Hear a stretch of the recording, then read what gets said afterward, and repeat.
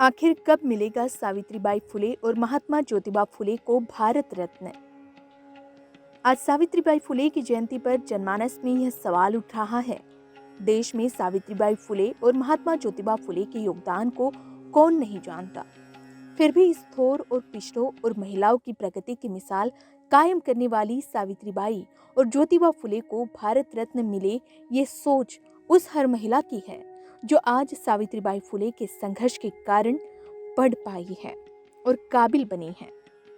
आज की पीढ़ी को ये भी जानना जरूरी है कि इक्वालिटी न्यूज आखिर सावित्रीबाई फुले और महात्मा ज्योतिबा फुले को भारत रत्न देने की मांग क्यों कर रहा है, जिसे जानने के लिए सावित्रीबाई फुले के इतिहास को भी कुछ खंगाल कर जानना पड़ेगा। तभी हम जान पाएंगे कि सावित्रीबाई को भारत रत्न क्यों मिलना चाहिए। भारत की पहली महिला शिक्षिका क्रांति ज्योति सावित्रीबाई फुले का जन्म 3 जनवरी 1831 को महाराष्ट्र के सातारा जिले के नयागांव तालुका खंडाला में एक कृषक परिवार में हुआ था। सावित्रीबाई का विवाह माता ज्योतिबा महात्मा ज्योतिबा फुले से बाल्यावस्था में ही हो गया। सावित्रीबाई के ससुर गोविंदराव रूढ़िवादिता के पोषक थे। वे स्त्री शिक्षा के घोर विरोधी थे।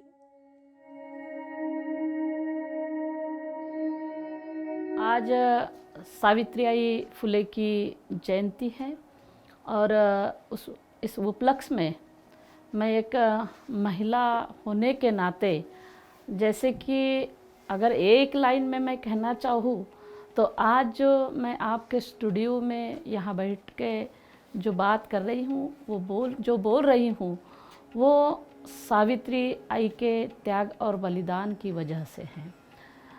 इस देश के अंदर में जो व्यवस्था थी, जो वर्णवादी व्यवस्था थी, और उस वर्णवादी व्यवस्था के तहत इस देश में जो चौथा वर्ण है, शूद्र वर्ण, उन्हें पढ़ने लिखने का अधिकार नहीं था और उससे भी नीचे महिलाओं को समझा गया, अति शूद्र।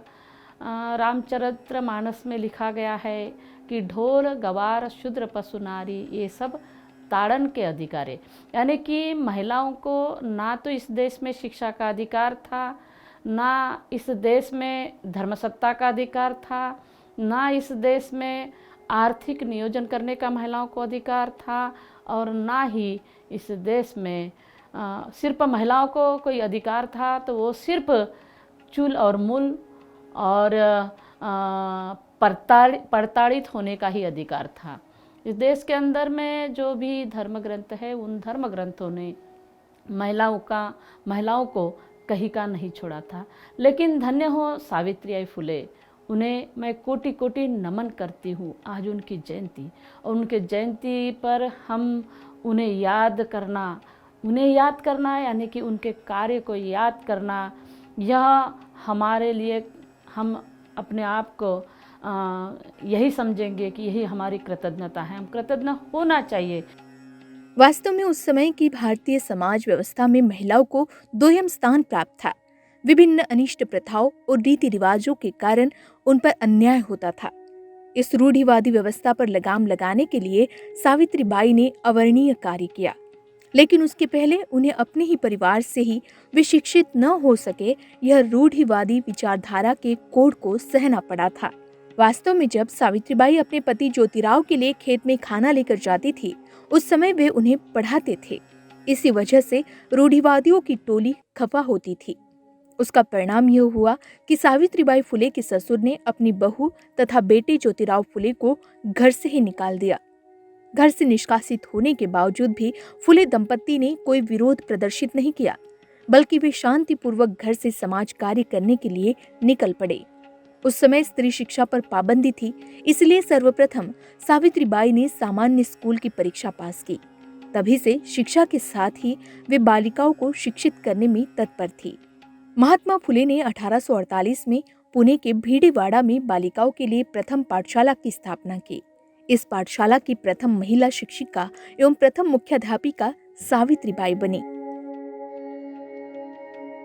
जब पहली स्कूल खुली 1 जनवरी 1848 में पुणे के ही भिड़े के एक यानी वाड़ा था, उस भिड़े वाड़ा कहते हैं, उस भिड़े वाड़े में उन्होंने पहली स्कूल की शुरुआत की।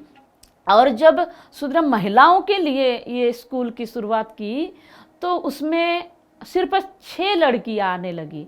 तो 4 तो उच्च वर्ण की यानी ब्राह्मण समाज की लड़कियां 4 थी, और एक जो लड़की थी वो थी मातंग समाज की, और एक मराठा समाज की।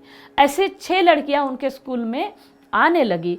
उनको लगा कि हम जो आंदोलन चला रहे महिलाओं की शिक्षा का और जिन्हें शिक्षित करना चाह रहे हैं, अगर वो नहीं आएगी तो हमारा आंदोलन कैसे चलेगा।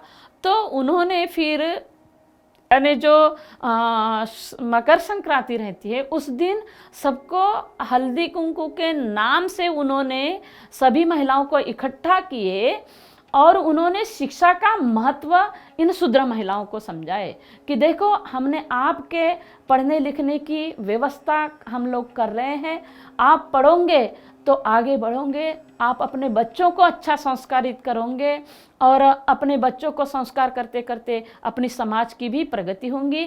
अच्छा क्या है और बुरा क्या है, यह समझ हमें पढ़ने लिखने से ही आती है। यानी इतनी सूझबूझ उन दाम्पत्य में आई। जब उन्होंने पहली स्कूल खोली तो यहाँ के जो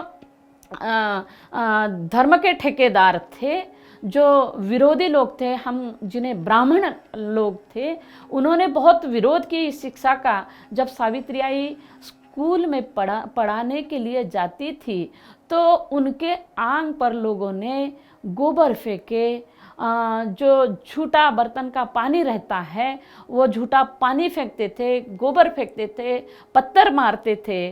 फिर भी सावित्रीबाई फुले इस शिक्षा के आंदोलन में टस से मस नहीं हुई। वो अपना आंदोलन यानी आगे बढ़ाने लगी। महात्मा ज्योतिराव जी फुले उन्हें यही समझाते थे कि देखो सावित्री, हमने जो आंदोलन चलाया है यह बहुत बड़ा आंदोलन है, और यह आंदोलन इस देश का इतिहास बनाने वाला है, और इस इतिहास में कहीं ना कहीं आपको भी लोग याद करेंगे। सावित्रीबाई फुले का जीवन त्याग एवं तपस्या से भरा था। जब वह बालिकाओं को शिक्षा देने के लिए जाती थी, कई बार उनके ऊपर पत्थर, कीचड़ एवं गोबर तक फेंका गया। फलस्वरूप उनकी साड़ी भी खराब हो जाती थी, लेकिन वे हारने वाली महिला नहीं थी। वे सदैव अपने साथ एक अतिरिक्त साड़ी रखती थी। खराब हुई साड़ी बदलकर वे शैक्षणिक कार्य में लग जाती थी। इस बात पर आप सोच सकते हैं कि इतने संकट के बाद भी सावित्रीबाई और महात्मा ज्योतिबा फुले ने लड़कियों की शिक्षा बंद नहीं की, बल्कि जितना प्रखर विरोध होता रहा उतना फुले दंपत्ति का संघर्ष भी दृढ़ होते रहा। यही कारण है कि आज देश की इक्वालिटी न्यूज आज फुले दंपत्ति के योगदान को लेकर भारत रत्न की मांग कर रहा है। अब इस पर भी गौर करना चाहिए कि आज तक भारत रत्न कितने लोगों को दिया गया।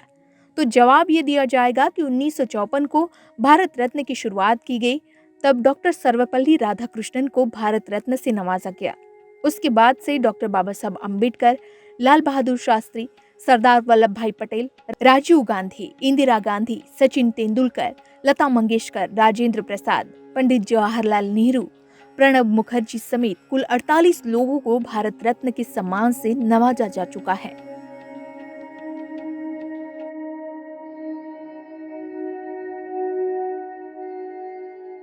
लेकिन इतने बुरे हालात में देश की पहली महिला शिक्षिका बनी सावित्रीबाई फुले आज भी वंचित है भारत रत्न से। वो भारत रत्न ही है, वह भारत रत्न ही है, लेकिन फिर हम घूम फिरकर उधर ही आते हैं कि जो लोग इस देश के शासन सत्ता में बैठे हैं, जो लोग इस देश में शासक करके बैठे हैं, ये 15% लोग, ये यूरोशियन लोग यह नहीं चाहते कि भारत भूमि के जो सच्चे सपूत है, जो पुत्र है, उनका सम्मान होना चाहिए। वह नहीं चाहते, उनकी मनसा नहीं है, क्योंकि वर्णवादी व्यवस्था आज भी उनके दिलो दिमाग में पनक रही है, और उस वर्णवादी व्यवस्था को वह मिटाना नहीं चाहते। और इसलिए महात्मा ज्योतिराव फुले, सावित्रीबाई फुले ये शूद्र वर्ण के थे, और शूद्र को सम्मान देना यानी कहीं ना कहीं उनको बड़ी हिचकिचाहट होती है। इसलिए तो क्यों हिचकिचाहट होती है कि क्योंकि महात्मा ज्योतिराव फुले ने अपने आप को हिंदू नहीं कहा था, उन्होंने तो सत्यशोधक समाज का निर्माण किया था। तो वह सत्यशोधक समाज का निर्माण यानी क्या था? तो सत्यशोधक समाज का निर्माण हम देखते हैं उसी वर्णवादी व्यवस्था को तोड़ने की व्यवस्था महात्मा ज्योतिराव फुले ने, इन फुले दाम्पत्य ने चलाई थी। उसी ब्राह्मणवादी व्यवस्था को तोड़ने की पहल इन दाम्पत्य ने की थी। और जो यानी मनु के संविधान में जो लिखा हुआ था, महिलाओं को कहीं पे भी स्थान नहीं था। यहाँ तक के कि विधवाओं के विवाह के लिए भी वो लोग विरोध करते थे। और विरोध इसके बावजूद भी महात्मा ज्योतिराव फुले ने विधवा विवाहों के लिए भी पहल की है। और विधवाओं को जो बच्चे होते थे उनको गोद लेके उनके लिए पालना घर खोल के, क्योंकि उन्हीं की महिला किसके लिए किया है, केशवपन पद्धति उन्होंने बंद की। केशवपन किसका होता था? हमारे शूद्र महिलाओं का नहीं होता था, अति शूद्र महिलाओं का नहीं होता था। अगर केशवपन पति मरने के बाद में किसी का होता था तो वो उच्च वर्णीय के ही यानी ब्राह्मण की ही महिलाओं का होता था। अगर वो सती भी जाना पड़ता था तो कोई, मुझे नहीं लगता कोई तेली कुंभी माली धोबी धनगर सिपर चमार मांग मेहतर वडार कोर कुबिला आदिवासी गोंड गुवारी माना हलबा कोष्टी, इनमें से कोई भी महिला अपने पति के मरने के बाद सती नहीं गई है। अगर सती कोई गई है तो वो ब्राह्मण की ही महिलाएं गई है। और इस प्रथा को भी रोकने का काम सावित्रीबाई फुले और महात्मा ज्योतिराव फुले जी ने किया है। और इसलिए वह चाहते हैं कि महिला जो होती है वह महिला बहुत ही होशियार, चाणक्य और चालाक होती है। और महिला अगर प्रगति पथ पर आई तो सारा समाज, क्योंकि परम पूज्य डॉक्टर बाबा साहब भी कहते हैं, सभी महामानव कहते हैं कि महिलाओं के उन्नति से ही उस समाज की उन्नति होती है। और जो शूद्रों ने इस देश को बनाने का काम किया है, लेकिन उनकी मानसिकता जो है वो आज भी हमें गुलाम बनाने के मानसिकता में है। और इन गुलामी से निकालने वाले जो महापुरुष हैं उनका सम्मान वो कैसे कर सकते हैं? वे कैसे उन्हें भारत रत्न करके सम्मानित कर सकते हैं? वो भारत के रत्न है ये उन्हें भी मालूम है, बावजूद भी ये नया इतिहास वो रचने नहीं देंगे, क्योंकि बिना मांगे वो अपने लोगों को दे सकते हैं, पंडित जवाहरलाल नेहरू को दे सकते हैं, लेकिन डॉक्टर बाबा साहब अम्बेडकर को नहीं दे सकते, जिन्होंने अपने खून पसीने से इस देश का संविधान निर्माण किया। वहाँ ज्योतिराव फुले और सावित्रीबाई फुले को भारत रत्न नहीं दे सकते, जिन्होंने इस राष्ट्र को निर्माण किया, शिक्षा की नींव जिन्होंने रखा। क्योंकि ये लोग मनुवादी लोग, ब्राह्मणवादी लोग इस देश में शूद्रों और महिलाओं को शिक्षा नहीं देना चाहते थे। इन्होंने शिक्षा की पहल की और इसलिए वह उनको भारत रत्न नहीं बनाना चाहते। महाराष्ट्र के पुणे से शुरू हुई सावित्रीबाई फुले का संघर्ष अब तक जारी है, ऐसा प्रतीत होता है। तभी तो पुणे में फुले दंपति द्वारा निर्माण की गई पहली महिला स्कूल की दुर्दशा के लिए आज भी प्रशासन से संघर्ष करना पड़ रहा है। जिसे कई वर्षों पहले मरम्मत करके बना देते तो इतना संघर्ष नहीं करना पड़ता। अब जाकर प्रशासन ने हस्तक्षेप कर इसे 8000 स्क्वायर फीट में निर्माण किया जाने का विश्वास दिलाया है। सावित्रीबाई ही थी जिन्होंने विधवा विवाह, छुआछूत मिटाने के साथ स्त्री जाति की मुक्ति तथा विशेषकर दलित स्त्रियों को शिक्षित करने का प्रण लिया था। 18 स्कूलों की स्थापना के साथ ही फुले दंपत्ति ने अपने घर में ही गर्भवती, बलात्कार पीड़िता के लिए बाल हत्या प्रतिबंधक गृह स्थापित किया। भारत की प्रथम महिला शिक्षिका, समाज सुधारिका एवं मराठी कवयित्री सावित्रीबाई फुले को उनके स्त्री हित के कार्यों को देखकर उन्हें तथा उनके पति महात्मा ज्योतिराव फुले जी को भी भारत रत्न दिया जाना चाहिए।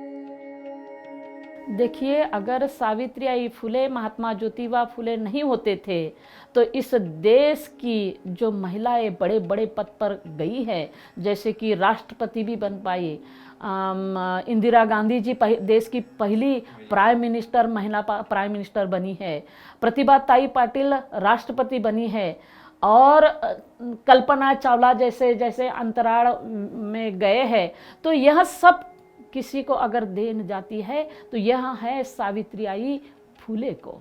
अगर वो नहीं होती थी तो आज जो भी यानी बड़े बड़े ओहदे में महिलाएं जा रही है, फिर भी मुझे इनकी बड़ी दया आती है, इनके ऊपर बड़ा बड़ा तरस खाती हूँ मैं कि जिस सावित्रीबाई फुले ने अपने आंग पर यानी गोबर झूठा खरकटा पानी गोबर पत्थर आंग पर झेली हैं और उसके बाद में हमें शिक्षा का अधिकार दिया है। इतना ही नहीं, उन्होंने स्कूल कॉलेज खोले हैं और फिर भी हम शिक्षा की देवी अगर कोई किसी को मानते हैं, हम तो नहीं मानते, लेकिन बहुत सारी महिला आज भी सरस्वती को जब मानती है तो ये बड़ी बड़ी दुख की बात होती है, बड़ी पीड़ा महसूस होती है कि क्या सावित्रीबाई फुले ने इसीलिए शिक्षा का आंदोलन चलाया था कि हम सच और झूठ को नहीं समझ पा रहे हैं।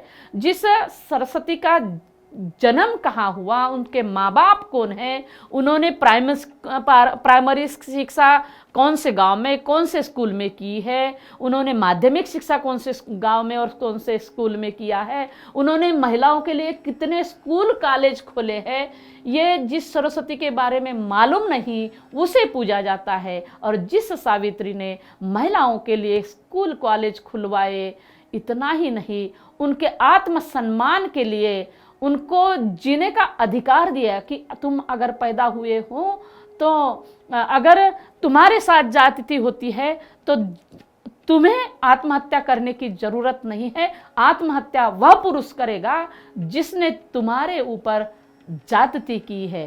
तो इतना सम्मान और इतना सहकार्य देने के बाद में भी अगर हम पढ़े लिखे होने के बाद में भी यह सच्चाई नहीं समझते तो आज हमें यही लगता है कि यह शिक्षा जो आंदोलन भिड़े के वाड़ा से चला था पुणे से, वह शिक्षा नहीं है, इसमें भेसड़ हुई है। और इसलिए हम सच और झूठ में आज भी फर्क नहीं कर पा रहे हैं।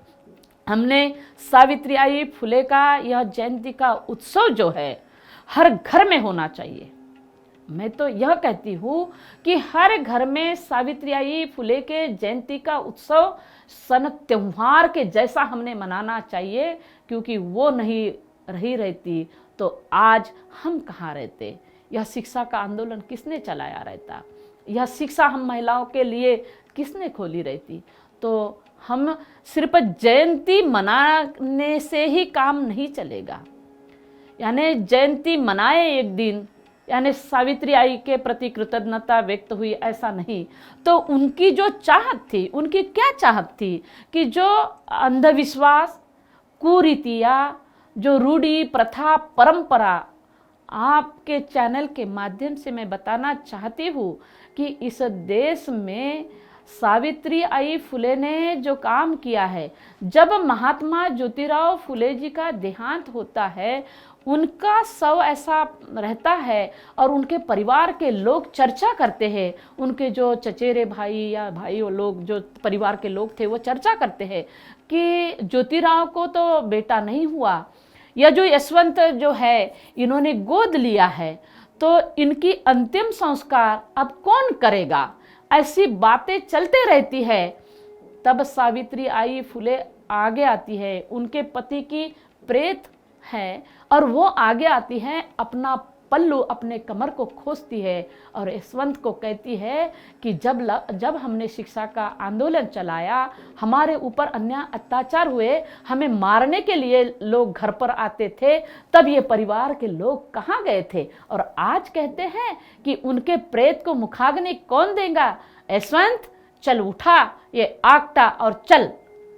और वो स्वयं ज्योतिराव फुले जी के प्रेत को, चिता को अग्नि देती है। यानी रूढ़ी प्रथाओं को तोड़ने का काम सावित्रीबाई फुले ने जो किया है, अंधविश्वास को तहस नहस करने का जो काम किया है, यह एक शिक्षित व्यक्ति ही कर सकता है। और वही शिक्षा की जोत हमारे मन में जलना चाहिए।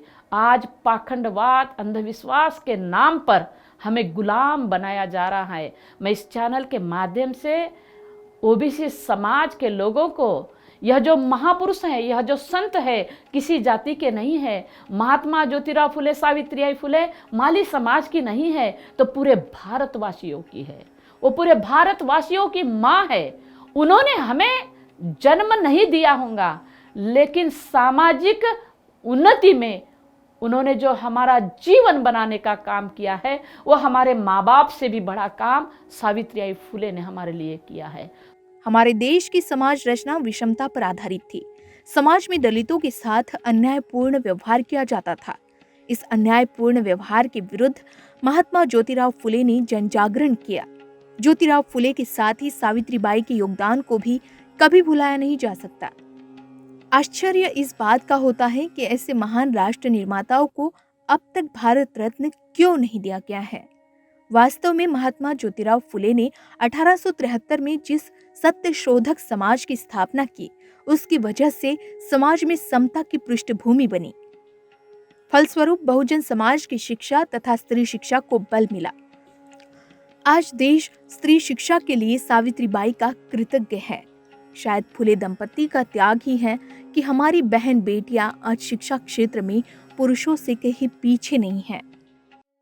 अतः भारत सरकार को जल्द से जल्द राष्ट्रपिता महात्मा ज्योतिबा फुले एवं उनके पत्नी सावित्रीबाई फुले को भारत रत्न देने की मांग इक्वालिटी न्यूज़ करता है।